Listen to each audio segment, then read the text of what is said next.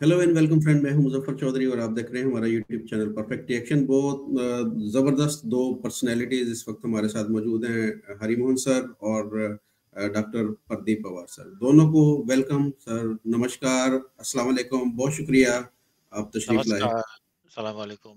बहुत thank you for inviting. आज से सर जिस टॉपिक पे हम बात करेंगे, कुछ खबरें, कुछ इस तरह की चीजें हमें सुनने को मिल रही हैं कि यूरोप के अंदर जो कुछ पाकिस्तानी हैं उनको डिपोर्ट किया जा रहा है और कुछ शायद हो भी चुके हैं। तो इस बारे में डॉक्टर साहब, पहले आपकी तरफ आता हूँ, ये बताइएगा क्या खबरें हैं और क्यों पाकिस्तानियों को वहां से निकाला जा रहा थोड़ा सा लिमिट में करता हूँ। सिर्फ है। पाकिस्तानियों जी। को ही नहीं निकाला जा रहा। यहाँ अभी जी। उन्होंने कटार की हेल्प से उन्होंने अफगानिस्तान के भी लोगों को बाहर निकाला है, डिपोर्ट किया है, उनकी मशीन्स तैयार की हैं, हथकड़ियाँ लगा के भेजा है, क्योंकि अफगानियों ने यहाँ पर बहुत गन डाल दिया। चाकू छुरी जो भी चली हैं लास्ट 2 हफ्ते के अंदर, जितने लोगों को छुरियाँ चाकू मारे सब अफगानिस्तान के थे, 90% या। तो इसलिए ये एक शो करने के लिए कि we are very strong, we can do. तो इन्होंने कटार को बीच में लेके, क्योंकि अफगानिस्तान के अंदर यूरोपियन यूनियन की कोई एम्बेसी नहीं है, तो ये सेकंड स्टेज के जितने भी डिप्लोमेट हैं उनसे बात करते हैं। अभी इनका उज्बेकिस्तान और काजाख्स्तान से बात चल रही है, ताकि ये वहां पर उनकी ले जाएं और वो वहां से उनको बॉर्डर पार कराएं। और जो अफगानिस्तान के लोग थे, अफगानिस्तान की जो एडमिनिस्ट्रेशन थी, उन्होंने उनको कुछ एयरपोर्ट से उतारा, घर कहते जाओ तुम, हाँ। कोई उन, जबकि वो क्रिमिनल्स थे, उनके ऊपर मर्डर के केस थे, वो अफगानिस्तान वालों ने किसी ने कुछ नहीं किया, तो वो कहते हैं कोई इंटेलिजेंस जब नहीं है। हाँ, जब उनके ऊपर कोई प्रेशर नहीं है, उनके ऊपर कोई एफआईआर नहीं होगी, तो आप इनको अभी डिवोट करते जाओ। और जो सेकंड कॉन्टिजेंट है जो बहुत ज्यादा डेपोटेशन में आ रहा है, वो है सेनेगाल का। अच्छा। सेनेगाल के जो लोग हैं, उनको भी ये पकड़-पकड़ के डाल रहे हैं। उनका भी काफ़ी उनके केसेस माज़ी में भी हुए हैं, जहाँ वो जो उनकी मॉल्स के अंदर जाके चाकू लेके उन्होंने ज़ख्मी किए लोग।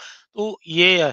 और जो तीसरा कॉन्टिजेंट जो है, जो डिपोर्टेशन की लिस्ट में आता है, वो पाकिस्तान है, बांग्लादेश भी आता है।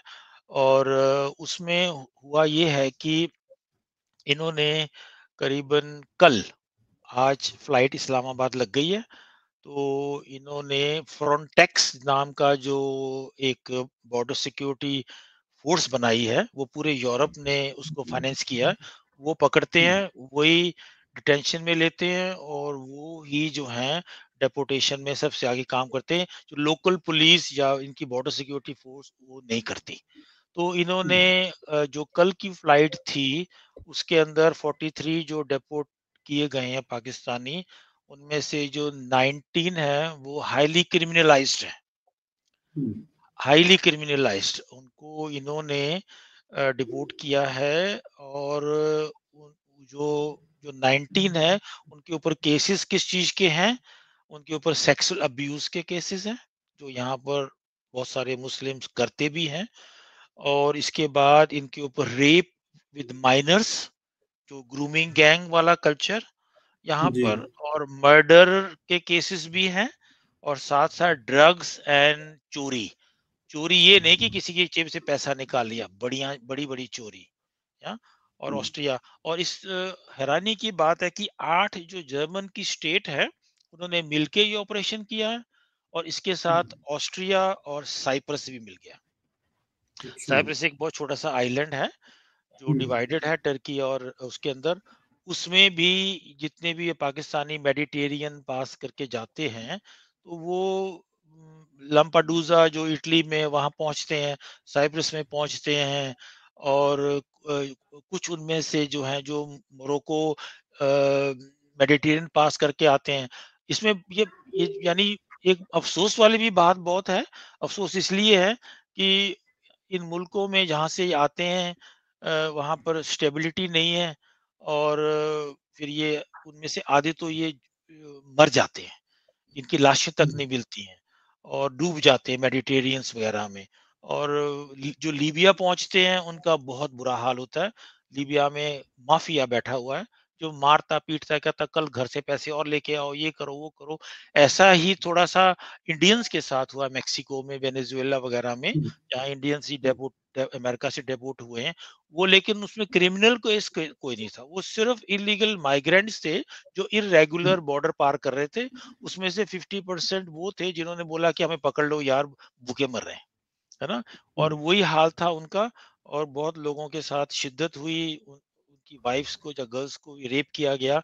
तो ये देखते हुए लोगों ने अभी जो वहाँ का जो सिनेरियो थोड़ा डाउन हो गया जब से मोदी वहाँ आए हैं। इतना ड्रामा नहीं, एक इन्होंने फ्लाइट भेजी है, 18,000 की बात कर रहे हैं, उसमें से बहुत सारे काम करने वाले हैं। तो उसके ऊपर इंडियन डिप्लोमेटिक की बात करी। पाकिस्तान का जो चक्कर है, वो मैं थोड़ा आपको फिगर्स बता दूं कि 24 में इन्होंने 169 क्रिमिनल्स डिपोर्ट किए थे, और इसके साथ साथ 2915 नॉर्मल जिनका वीजा खत्म हो गया था। जब ये अजाइलम का केस करते हैं तो अजाइलम का केस कभी कभी साल 2 साल चल जाता है, उसमें इनको फाइनेंशियल हेल्प भी मिल जाती है। और अज़ाइलम के केस में अगर आपका अज़ाइलम का केस फेल भी हो जाता है, तो आपको एक राइट ऑफ स्टे दी जाती है, वो जो 6-6 महीने में एक्सटेंड हो जाती है। तो वो 6 महीने की जो एक्सटेंड उन्होंने नहीं की, क्योंकि उनके केस फँस जाते हैं, सारी झूठी ज़ालिम होती है ना, तो जी। 80% तो बिल्कुल अनपढ़ होते हैं, जिनको अपना नाम तक लिखना नहीं आता। तो वो जो ट्रांसलेटर बैठे होते हैं, वो बांग्लादेशी होते हैं, इंडियन होते हैं, पाकिस्तानी, वो थोड़ी बहुत मदद कर सकते हैं, लेकिन आजकल रिकॉर्डिंग होती है, तो वो उनकी अपनी जान का खतरा हो सकता है। तो पहले जब वो आया करते थे, आज से 10 साल पहले, तो वो बोलते थे, "पाजी, इत्थे तुसी झूठ बोलिया है।" अब नहीं वो बोलते, अब कहते हैं, "भई, जो तुमने बोल दिया।" बाद में नीचे से लात-वात मार के उसको थोड़ा-सा कर-कुर देते हैं, लेकिन वो जज सामने बैठा होता है।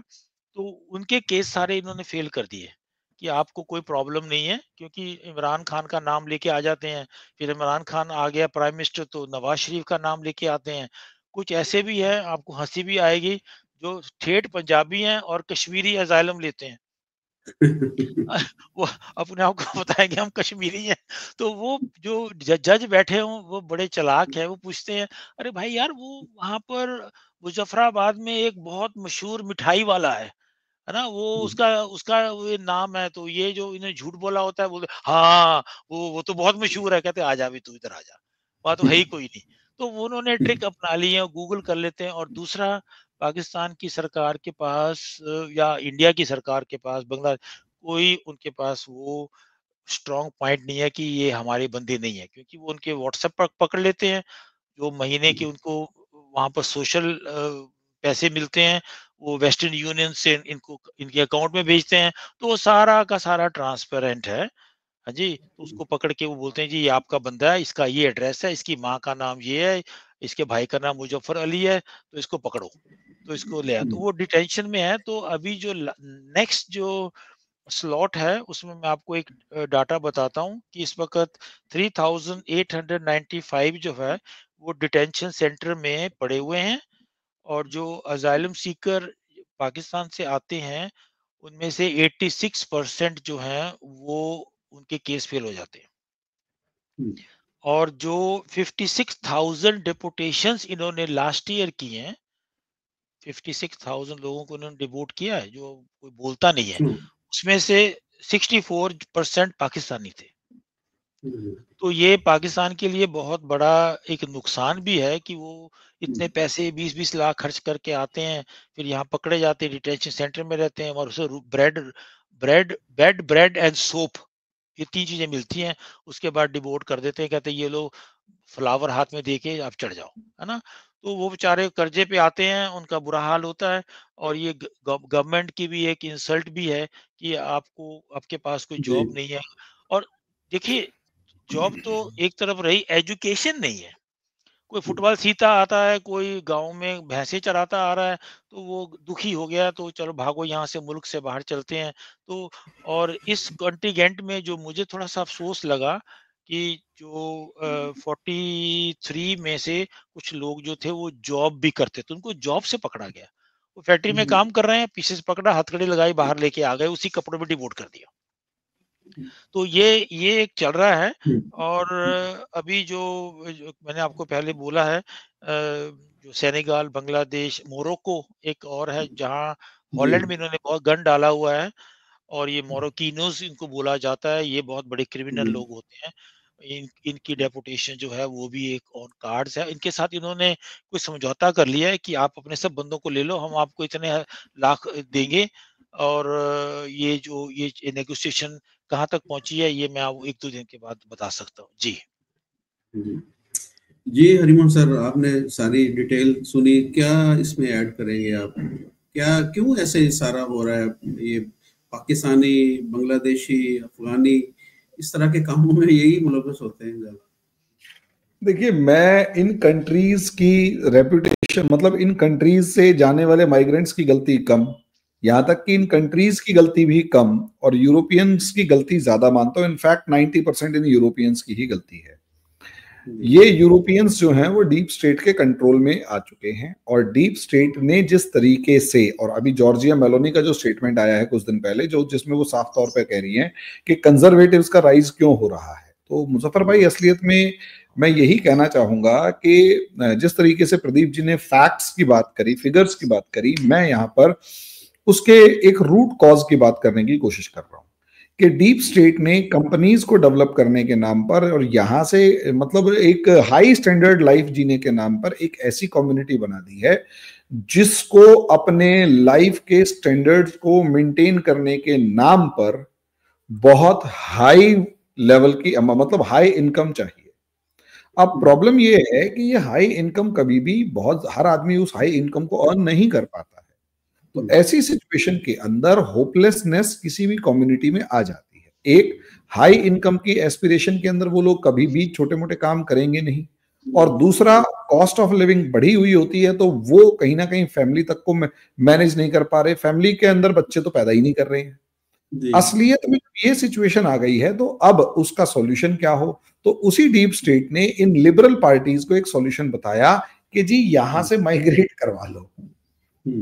पहले बुलाएंगे स्किल्ड लेबर, फिर पहले जब स्किल्ड लेबर आई तो स्किल्ड लेबर सच में प्रदीप पवार जी जहां खड़े होंगे ये स्किल्ड लेबर की फॉर्म में ही गए थे, जो बहुत ही हाईली स्किल्ड लेबर थी उस फॉर्म में गए थे। तो ऑब्वियस सी बात है इन्होंने वहां नाम कमाया और इन्होंने और इनके जो एज ग्रुप के लोग हैं उन्होंने जो नाम कमाया, यूरोप वाले खुश कि भाई मजा आ गई है। तो लेकिन प्रॉब्लम ये है कि 2014 आते आते उन लोग, ये सारी पॉपुलेशन जब कमजोर होने लगी तो इनके दिमाग में एक नई बात बैठा दी कि चाइना से जो हम लोग फैक्ट्रियां वगैरह लेके आएंगे तो वो अपने यहाँ प्रोडक्शन करते हैं और हमें और चीप लेबर चाहिए, और हमारी पॉपुलेशन जो है वो लगातार गिर रही है, इसलिए हमें और ज्यादा चीप लेबर चाहिए। तो उस चीप लेबर के लिए कहां से आएगी?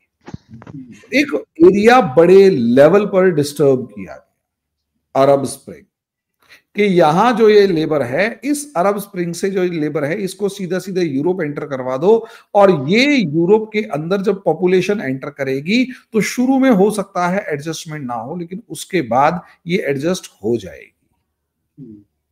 आप ये देखिए ना, जो वो एंजेला मार्कल होती थी वो कितनी ताकत के साथ ही कहती थी नहीं नहीं नहीं नहीं, आने दो ह्यूमैनिटी एंड ऑल। वो इसलिए उसके पीछे का लॉजिक यही था, उसका हिडन लॉजिक ये था कि यार जितने ये लोग ज्यादा आएंगे उतना ज्यादा हमारे यहाँ पर चीप लेबर अवेलेबल होगी। इन लोगों को ये शुरू में तो हो सकता है प्रॉब्लम क्रिएट करें, लेकिन हम इनको यहाँ बसाएंगे, इन्हें अपना कल्चर सिखाएंगे और अपने कल्चर अकॉर्डिंग एडजस्ट करके इनको यहाँ फिट कर लेंगे।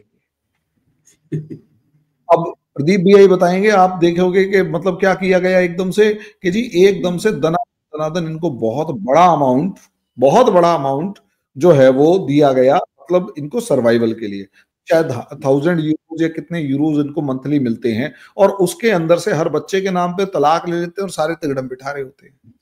अब आप मुझे ईमानदारी से एक बात सोच के बताइए, आपका एक रिलेटिव कैसे करके आधी अधूरी स्किल्स को लेके, या एक चलो एक फुल्ली स्किल्ड बंदा, हाईली स्किल्ड बंदा वहां है, और उसका छोटा भाई फोन करके कहता है कि भाई मैं पाकिस्तान में परेशान हूं, तू यार कुछ बता।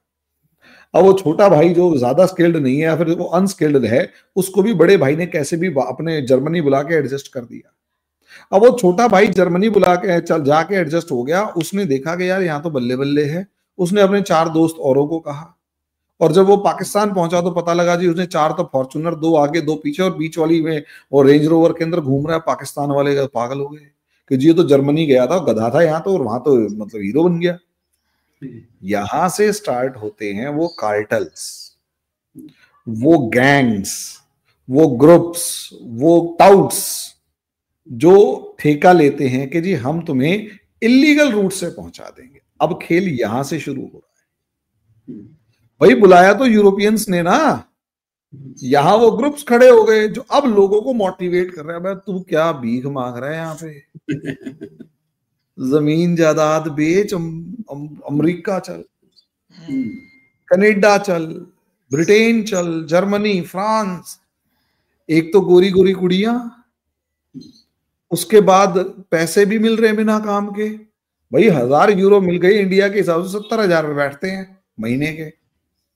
अब वो तो प्रदीप जी बताएंगे कितने मिलते हैं, लेकिन 1000 यूरो अगर मिल गए हैं तो 70,000 रुपये महीना हमारे यहाँ पे बैठते हैं, और मुजफ्फर भाई के यहाँ पर 2,10,000 रुपये बैठते हैं। और यहाँ मुजफ्फर भाई यूट्यूब के ऊपर पूरा महीना लगे रहते, तब जाके इनके $1000 नहीं बनते, और वहां फ्री में बन रहे हैं। तो मुजफ्फर भाई जैसे बतेरे होंगे जो कहेंगे यार छड़ है सब कुछ और चल। अब वो या तो वीजा लगाएंगे, वीजा 2-3 बार रिजेक्ट हो गया तो डंकी रूट, मर गए तो कोई बात नहीं। और पता है ये जो टाउट्स होते हैं बड़े तरीके से, पंजाब को तो मैं मिला हुआ ना 2-4 से, ओ जी क्या बात कर रहे हो, कुछ नहीं होता है, पागल है जो फंस जाते हैं, हम है ना, हमारा वो बंदा। और यहाँ ये टाउट्स, अब ये गैंग जो टाउट्स वाले वो यहाँ क्रिएट हो चुके हैं। पहले यूरोप ने बनाया पुल फैक्टर, उन्होंने बुलाए। अब प्रॉब्लम ये है जब उन्होंने बुलाए तो वो जाने लग गए। अब वो फ्लो तेज करने के लिए यहां से क्रिएट कर दिया इन्होंने पुश फैक्टर। अब सरकारों को आने लग गया मजा के भाई बहुत पैसा आ रहा है और बिना किसी टेंशन के आ रहा है, और वहां जाके तूफान मचा रहे। और रही सही कसर, वहां वाले आपके जो इस्लामिस्ट हैं वो घुस गए, वो उनको और रेडिकलाइज करे जा रहे हैं। तो हुआ ये कि यूरोपियंस ने सोचा था कि आप हमारी सबकी कंट्रीज में से जो लोग जाएंगे अनस्किल्ड वाले, उनको वहां के कल्चर के अकॉर्डिंग उनको मिक्सअप कर लेंगे। अब वहां मौलाना साहब बैठ के कह रहे हैं जी ये वो गजवाए जो मतलब जो दारुल हरब है उसे दारुल इस्लाम बनाना है, तो ये दारुल हरब है, कन्वर्ट करो। तो कभी ग्रूमिंग गैंग बन रहे हैं, कभी कुछ बन रहे हैं, और हालत ये हो रखी है इनकी बंटाधार हो रखा है। अब इन्हें समझ में नहीं आ रहा क्या करें। अब प्रॉब्लम ये आ रही है, यहां से इतना तगड़ा पुश फैक्टर है, अभी भी लोग अभी भी जा रहे हैं, डंकी रूट्स में मर रहे हैं, अमेरिका वाले भेज रहे हैं, सब कुछ कर रहे हैं, मर रहे हैं, सब कुछ बेच के रिस्क ले रहे हैं कि यार बच गए ना तो वहां जिंदगी अच्छी है। 70,000 रुपये महीना फ्री में मिल रहा है, मैं कैसे ना कैसे करके तो जिंदगी जी ही लूंगा। ये जो माइंडसेट यहां हमारे देशों के अंदर बना दिया है, वो यूरोप के अंदर तूफान मचा रहा है। इसलिए अब जो बंदा जा, और उसके बाद मजे की बात, जो बंदा वहां रहा उसे डिपोर्ट कर दिया, फिर वो वहां पर चला गया, वो नाम बदल के डॉक्यूमेंट्स अपने कंट्री में बदलवा के फिर दोबारा वहां जाके बैठा हुआ कि हाँ जी मैं तो आ गया। ऐसे 3-3, 4-4 बार के केस हैं कि 3 बार डिपोर्ट कर दिया, 3 बार वहां पहुंचा हुआ है। और बहुत सारे ऐसे जो रेपिस्ट हैं और उनको वहां बिठा रखा है, और वहां वो करके वो कहानियां बता रहे हो तो जी 3 गोरी निपटा दी।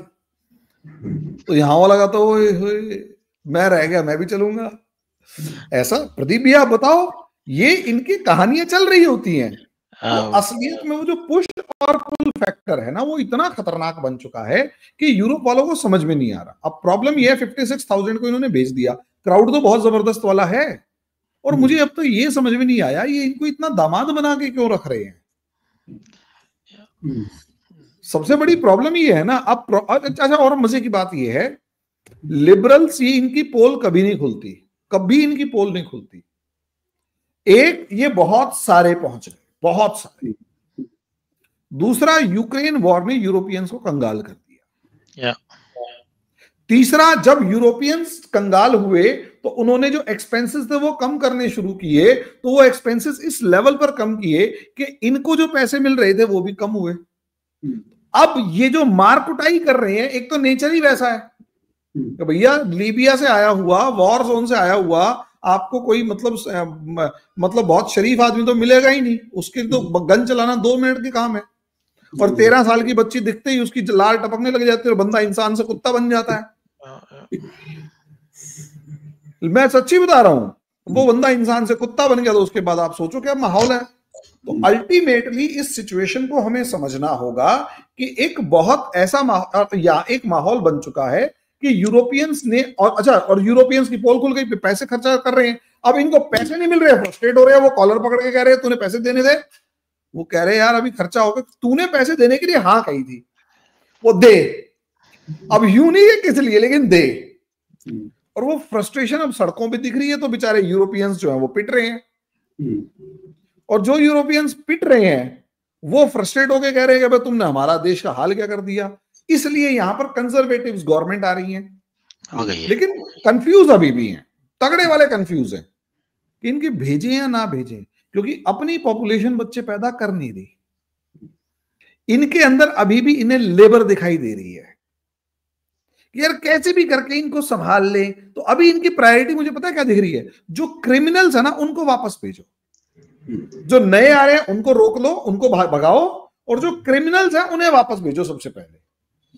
इन्हें ये समझ में नहीं आ रहा, वो बड़े बड़े गैंग्स ने इनकी पॉलिटिकल क्लास पे कब्जा कर लिया है, ये इनके साथ सबसे बड़ी प्रॉब्लम है।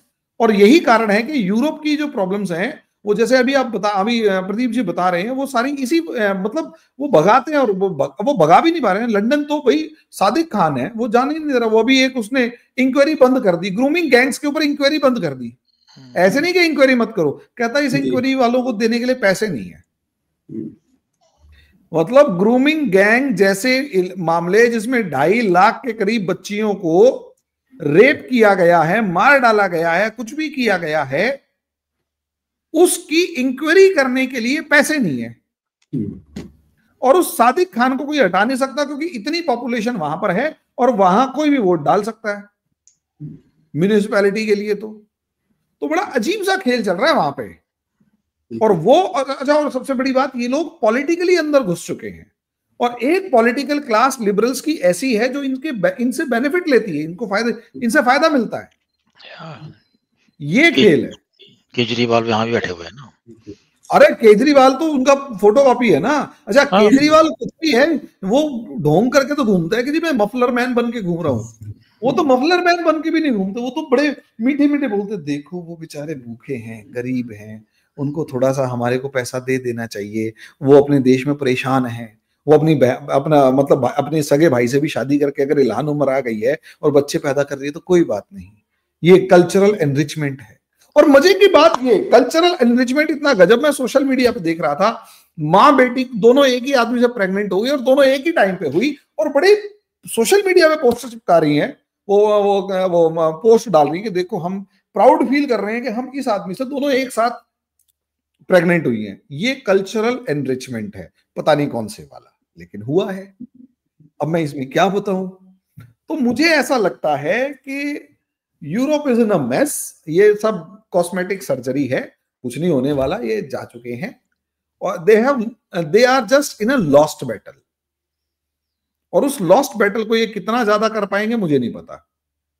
ज्यादा दिन का मेहमान अभी यूरोप मुझे अगर 50-100 साल का दिखाई नहीं दे रहा, और अगर होगा तो वहां पर अरब्स, सीरियंस, लीबियंस, लेबनीज और ये सारे के सारे पाकिस्तानी, बांग्लादेशी, ये सारे आपस में लड़ रहे होंगे। प्रदीप जी इंडिया में होंगे, हम चाय पियेंगे। मैं जयपुर में होऊंगा। डॉक्टर साहब, इसमें कुछ मैं आपके साथ कुछ और बात भी शेयर करूंगा कि एक माइंडसेट है पाकिस्तानियों के अंदर ना। जैसे मैं मुख्तलिफ पाकिस्तानियों से बात होती है, उनसे सवाल जवाब, या तो वो यही सोचते हैं, सारे यही समझते हैं कि यूरोप के अंदर या वेस्ट के अंदर पता नहीं क्या चीज है कि वहां पर तो आप किसी भी फीमेल को उठा लें, उसके साथ सेक्स कर लें या जो मर्जी कर लें, वो आपको कुछ नहीं करेगी। वो आपके लिए बाहें खोल के बैठी हुई, बस आपने जाना है और पकड़ना उसके। वो हूरे हैं उनके लिए, हूरे बाहें खोल के नहीं। मुजफ्फर भाई देखो, ना आपने गलत शब्द इस्तेमाल किया, उसे बाहें नहीं कहते। आपके पाकिस्तानियों को मैं जानता हूं, उनके सपने में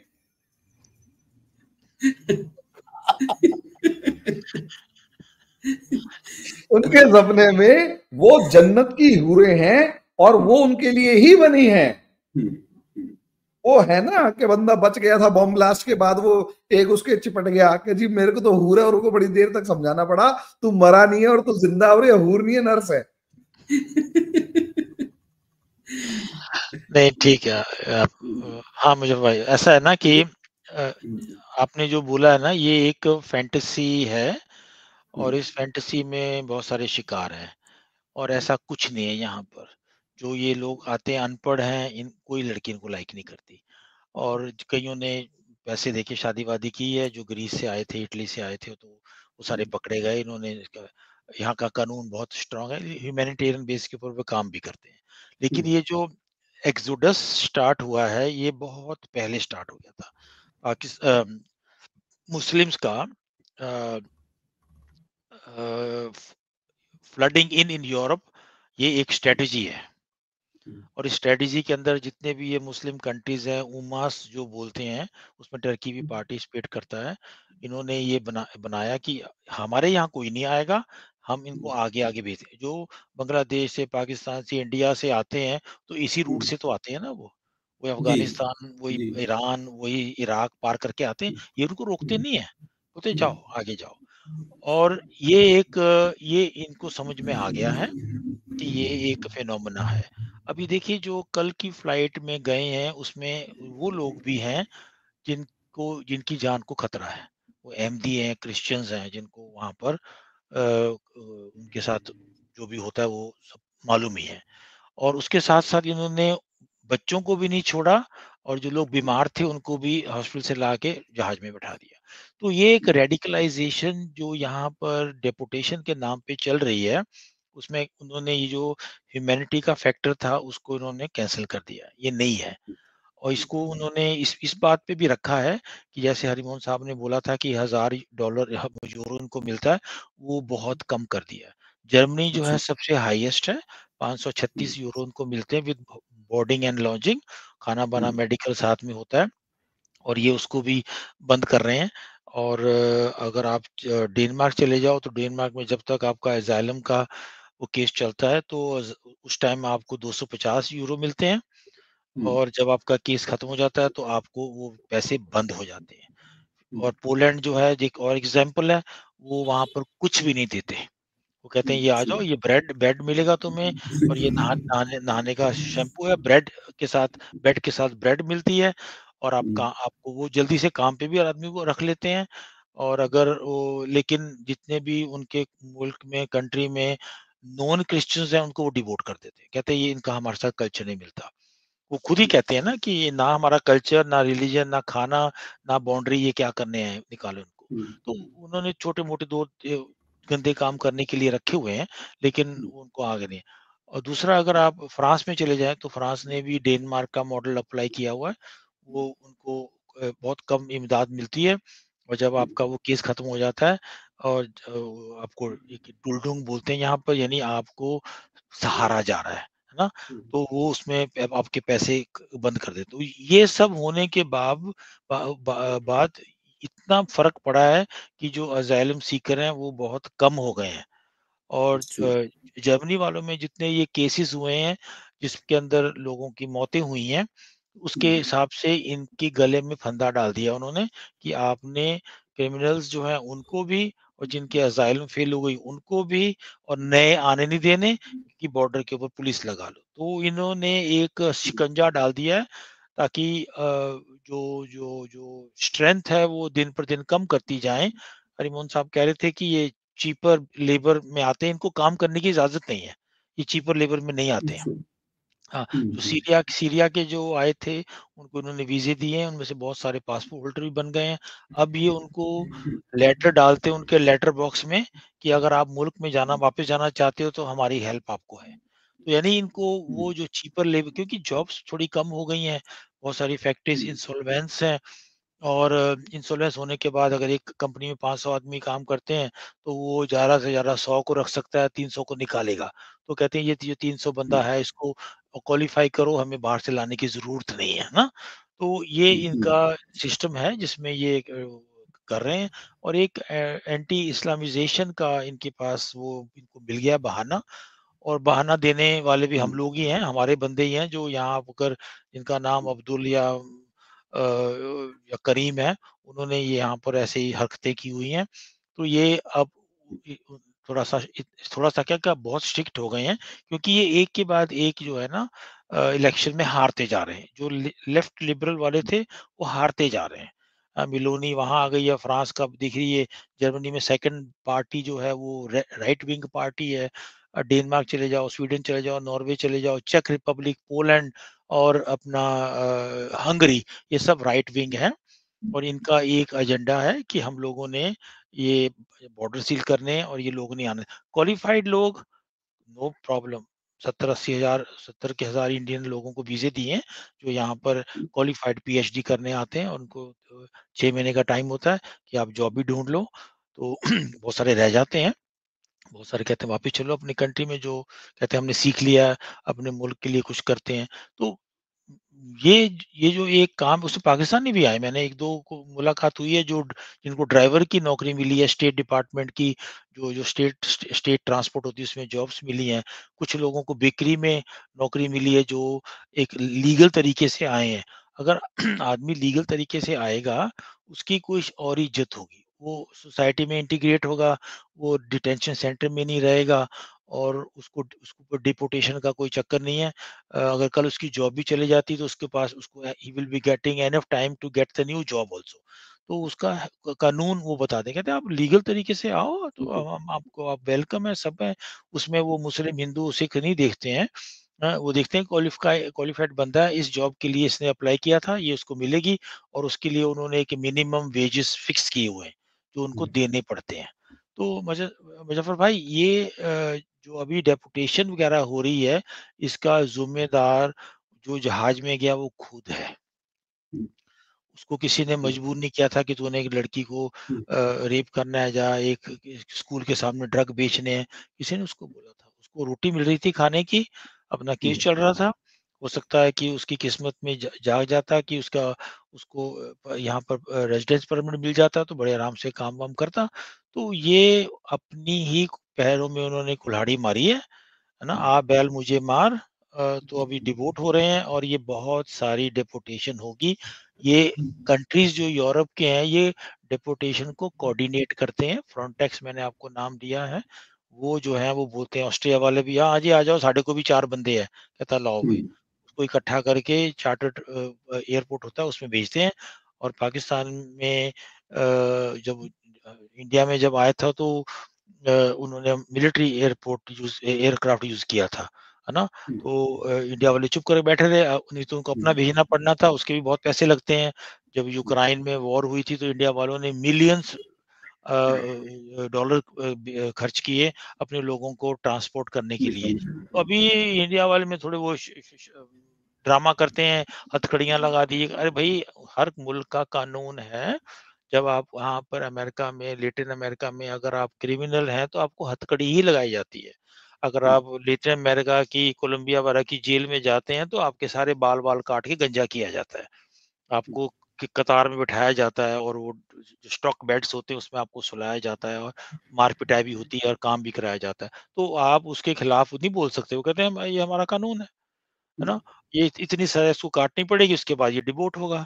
तो ये वेनेज़ुएला वगैरह आप चले जाइए और कोलंबिया, सल्वाडोर, इनमें जेल्स वगैरह में बहुत बुरी हालत है। तो मैं तो आपके चैनल के थ्रू सबको यही बोलूँगा कि भैया, जो रोटी खा रहे हो आराम से वहाँ बैठ के खाओ। अगर क्वालिफ़ाइड हो तो अप्लाई करो।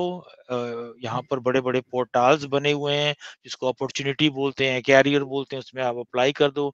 अगर आपको कोई पसंद आ गया है जॉब, उसको आप फ़ॉलो अप कर सकते हो। लेकिन ऐसे डंकी मार के अब ज़िंदगी खतरे में डालना और अपने पैसे खर्चना, बाद में डिवोर्ट होना, डबल आपके पास कर्ज़ा हो, वहाँ फिर आप क्या करोगे? चोरियाँ करेंगे, डाके मारेंगे ना। बिल्कुल, हाँ, जॉब नहीं मिलेगी, कुछ ना कुछ तो करना होगा। रोटी तो खानी है, भूख सबको लगती है शाम को, तो उससे भी जाती औरत के गले में से चेन ही निकालनी है ना। स्कूटरी चोरी करना है, स्कूटी उठा के ले जाएगा, तो बेचेगा, ड्रग्स में आ जाएगा और क्रिमिनलिटी में आ जाएगा। उस मुल्क में जिसमें डिवोर्ट होकर आया, उसका लॉ एंड ऑर्डर खराब करेगा।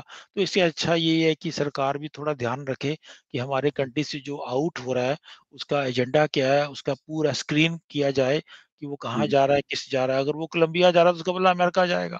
अगर वो लीबिया जा रहा है तो समझे उसने बॉर्डर वहाँ से मेडिटेरेनियन पास करना है। तो इतनी तो इमिग्रेशन की एजेंसियों के पास इन्फॉर्मेशन होनी चाहिए कि उनको पहले से रोक ले, भी तू घर जा काका। जी बिल्कुल बिल्कुल ऐसे ही है, लेकिन जो पाकिस्तान से जाते हैं ज्यादातर वो ईरान के रास्ते आ गए, ईरान से टर्की और यहाँ से वो निकलते हैं। कई ये लोग गैर जो हैं, कानूनी तरीके हाँ, कई लोग ऐसे हैं जो सर्बिया वगैरह आते हैं, से। सर्बिया जी में पाकिस्तानी को भी वीज़ा मिल जाता है, बंगाली को मिल जाता है, अब थोड़ा जी स्ट्रिक्ट हुए हैं। कई बेलारूस आते हैं, बेलारूस वाले बोलते हैं कि ये अपना जो डॉलर लेके हमें पकड़ाओ, हम तुम्हें बॉर्डर पार करवाते हैं, वो जंगलों में मर जाते हैं, इतनी ठंड होती है। और ये हंगरी और बाकी जो कंट्रीज़ हैं जिनका बॉर्डर लगता है पोलैंड का, वो वेपन भी यूज़ करते हैं, है ना? वो पैलेट्स गन जी मार देते हैं, चोट लगी हुई है। तो वहाँ के जो लोग रहने वाले हैं, एनजीओज़, वो रातों को जा के उनका इलाज करते हैं, उनको खाने देते हैं, उनको कंबल देते हैं। तो तरस आता है उनको, क्योंकि है तो एक क्रिश्चियन मज़हब में तरस वाली बात बहुत मानी जाती है। तो ये करते भी हैं। तो लेकिन मेरा तो अपील होगी सबसे कि भैया जैसी भी रोटी घर में मिल रही है खाओ। जहाँ तुमने 20 लाख लगाना है वो 20 लाख का बिज़नेस खोल लो। चाय बना बिल्कुल लो, पकौड़े रख लो सड़क के ऊपर यार। तो घर में बिल्कुल तो ऐसे कम ही। से कम शाम को घर में तो सोओगे ना।